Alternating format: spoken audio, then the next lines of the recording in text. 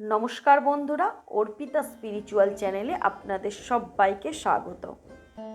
আজকে যে বিষয় নিয়ে আলোচনা করব তা হলো মৃত্যুদোষ কী। যাই হোক, কোনো বাড়িতে কারো মৃত্যু হলে আমরা প্রায় শুনে থাকি যে মৃত্যুতে দোষ পাওয়া গেছে। একপাদ দোষ, দ্বিপাদ দোষ, ত্রিপাদ দোষ, এই দোষগুলি কী কারণে এই দোষ হয়, কিভাবে তা নির্ধারণ করা হয় এবং কিভাবে কাটাতে হয়, আর এই দোষ না কাটালেই বা কি হয় তা নিয়ে আজকে আলোচনা করব। প্রথমত দোষ তিন প্রকার: বার দোষ, নক্ষত্র দোষ, তিথি দোষ। এই তিনভাবে মানুষ মৃত্যুতে দোষ পেয়ে থাকে। আর এই দোষ যদি কাটানো না হয় তবে সেই মৃতের পরিবারের ওপর এর খারাপ প্রভাব পড়তে পারে। এজন্যই এই দোষ কাটাতে হয়। প্রথমে বলি একপাদ দোষ কি। আমরা জানি সপ্তাহে 7টি বার রয়েছে, কিন্তু এই 7টি বারের মধ্যে শনি, রবি ও মঙ্গল এই 3টি বারকে মৃত্যুর জন্য অশুভ ধরা হয়। অর্থাৎ এই 3টি বারের মধ্যে যদি কোনো জাতক বা জাতিকার মৃত্যু ঘটে তবে তার মৃত্যুতে দোষ পাওয়া যায়। এই দোষকে বলা হয় একপাদ দোষ। আবার প্রতি মাসে 2টি পক্ষ থাকে, শুক্লপক্ষ ও কৃষ্ণপক্ষ। আবার এই 2টি পক্ষে মোট 15টি করে তিথি থাকে। এগুলি হলো প্রতিপদ, দ্বিতীয়া, তৃতীয়া, চতুর্থী, পঞ্চমী, ষষ্ঠী, সপ্তমী, অষ্টমী, নবমী, দশমী, একাদশী, দ্বাদশী, ত্রয়োদশী, চতুর্দশী, শুক্লপক্ষে পূর্ণিমা এবং কৃষ্ণপক্ষে অমাবস্যা। এই 15টি তিথিসমূহকে আবার 5 ভাগে বিভক্ত করা যায়, যথা নন্দা, ভদ্রা, জয়া, রিক্তা ও পূর্ণা।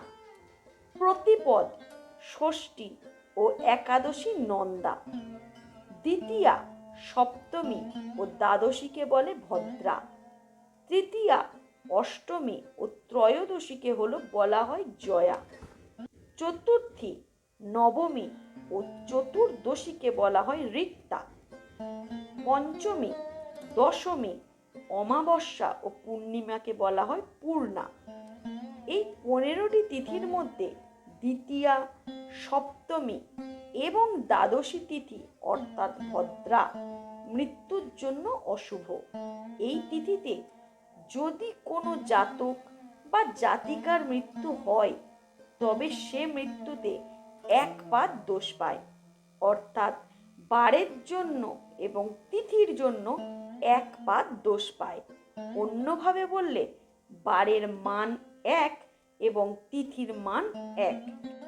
আবার নক্ষত্রের সংখ্যা হলো মোট 27টি। নক্ষত্রের মান ধরা হয় 2।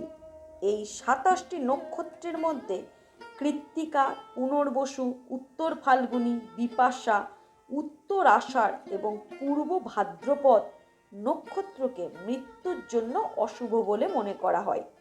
এই নক্ষত্র সময়ের মধ্যে কোনো একটি নক্ষত্র সময়ে যদি কোনো জাতক বা জাতিকার মৃত্যু হয় তবে সে দ্বিপাদ দোষ প্রাপ্ত হয়। এবার যদি কারো মৃত্যু এই 3টি বারের মধ্যে অন্য কোনো একটি বারে হয় তবে সে একপাদ দোষ পাবে, এবং এই তিথিগুলির মধ্যে কোনো একটি তিথিতে মৃত্যু হলে তবে সেও একপাদ দোষ পাবে। কিন্তু দেখা গেল কারোর মৃত্যু এই 3টি বারের মধ্যে যে কোনো একটি বারে হয়েছে, আবার সেদিন এই তিথিগুলির মধ্যে যে কোনো একটি তিথি ছিল, তবে বার দোষ বা তিথি দোষ মিলে দ্বিপাদ দোষ পাবে। অর্থাৎ ধরা যাক মৃত্যু হয়েছে মঙ্গলবারে আর সেদিন দ্বিতীয়া, সপ্তমী বা দ্বাদশী তিথি ছিল, তবে বার আর তিথি মিলে সে তাহলে পেল দ্বিপাদ দোষ। আবার দেখা গেল কেউ তিথি দোষ পেল কিন্তু বার দোষ পেল না, আবার তার নক্ষত্র দোষ থাকলো। অর্থাৎ তাহলে এই তিথির 1 আর নক্ষত্রের 2 মিলে হলো ত্রিপাদ দোষ।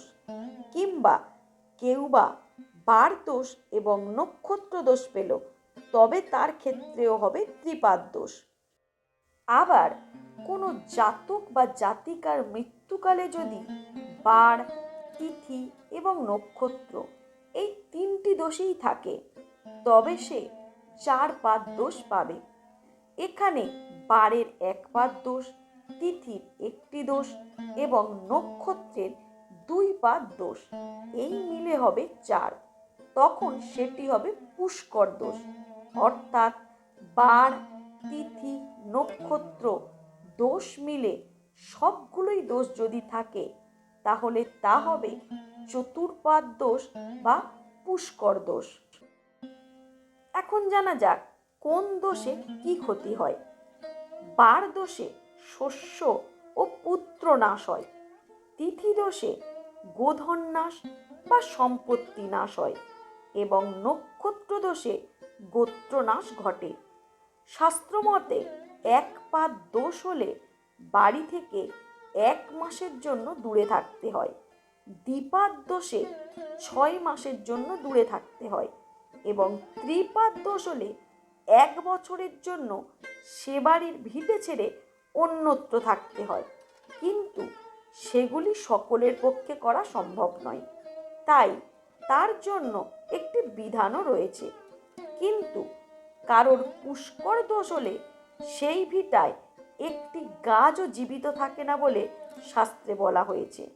এমনকি সেই ভিটায় 2 বছরের মধ্যে আরও 3 জনের মৃত্যু ঘটে বলে শাস্ত্রে উল্লেখিত আছে।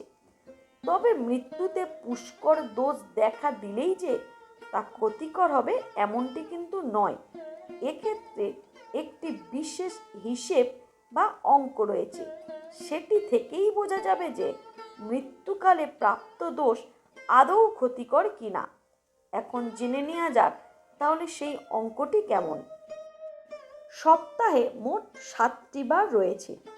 এই 7টি বারের মধ্যে রবিবারকে 1, সোমবারকে 2, মঙ্গলবারকে 3, এইভাবে প্রত্যেকটি বারের জন্য পরপর মান বসাতে হবে।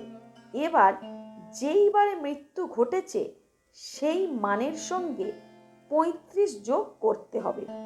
ধরা যাক কারণ মৃত্যু ঘটেছে সোমবার, সেই হিসেবে সোমবারের মান হলো 2, এর সঙ্গে 35 যোগ করলে হবে 37। একে আবার 3 দ্বারা ভাগ করতে হবে। ভাগশেষ যদি 1 হয় তাহলে সেই পুষ্কর দোষ হবে স্বর্গগামী। ভাগশেষ যদি 2 হয় তাহলে দোষ হবে পাতালগামী এবং ভাগশেষ যদি 0 হয় তবে সেই দোষ হবে মর্তগামী। স্বর্গগামী পুষ্কর দ্বারা কোনো ক্ষতি হয় না। পাতালগামী পুষ্কর দোষ দ্বারা সামান্য ক্ষতি হয়, কিন্তু মর্তগামী পুষ্কর দোষ দ্বারা ব্যাপক ক্ষয়ক্ষতি ঘটে। আবার এই স্বর্গগামী বা ঊর্ধ্বগামী দোষে কিন্তু মানুষ লাভবানও হন। এক্ষেত্রে এই দোষ 3 গুণ ভালো ফল দেয়। এবার বলি কিভাবে দোষ কাটাতে হয়। 1 পাদ ও দ্বিপাদ দোষ গয়াতে গিয়ে পিণ্ডদান করলে সেই দোষ কেটে যায়। পুষ্কর দোষের ক্ষেত্রে রাজস্থানের আজমিরে পুষ্করে ব্রহ্মার মন্দিরে গিয়ে পিণ্ডদান করলে এই দোষ কাটে। পৌরাণিক কাহিনী অনুসারে একবার ব্রহ্মা হাতে পদ্ম নিয়ে যজ্ঞের স্থান নির্বাচনের জন্য বেরিয়েছিলেন। তার হাতের পদ্মটি যে স্থানে পড়ে যায় সেখানেই বসে তিনি তপস্যা শুরু করেন। সেই থেকেই জায়গাটির নাম হয় পুষ্কর। যাই হোক, যদি নিজ ভিটেতে এই দোষ কাটানো হয় তবে বিষ্ণু পূজা, শিব পূজা, দুর্গা পূজা, চণ্ডীপাঠ ও চণ্ডী পূজা, মধুসূদন মন্ত্রের জপ ও তার পূজা, দুর্গা মন্ত্রের জপ ও তার পূজা করতে হবে। 1 পাদ দোষের জন্য বাড়িতে শান্তি শাস্ত্রায়নের ব্যবস্থা করতে হবে, বিষ্ণু মধুসূদনের পূজা করতে হবে, দুর্গা নাম জপ করতে হবে, এঁটেল মাটি বা গঙ্গা মাটি দ্বারা পার্থিব শিবলিঙ্গ নির্মাণ করে তার পূজা পাঠ করতে হবে। দীপার দোষের ক্ষেত্রে পঞ্চাঙ্গ শাস্ত্রায়ণ করতে হবে। এঁটেল মাটি বা গঙ্গা দ্বারা 4টি পার্থিব শিবলিঙ্গ নির্মাণ করতে হবে। 108টি তুলসী পাতা দিয়ে বিষ্ণু পূজা, মধুসূদন মন্ত্রের জপ ও তার পূজা, 1008 বার দুর্গা মন্ত্রের জপ ও তার পূজা করতে হবে। ত্রিপাদ দোষের ক্ষেত্রে দুর্বার ওপর সাদা সুতো পেঁচিয়ে 3টি পুতুল তৈরি করে তার মধ্যে প্রাণ প্রতিষ্ঠা করে তার পুজো অর্চনা করতে হবে এবং তা নদীর ধারে পা পুকুরের ধারে পুঁতে দিতে হবে।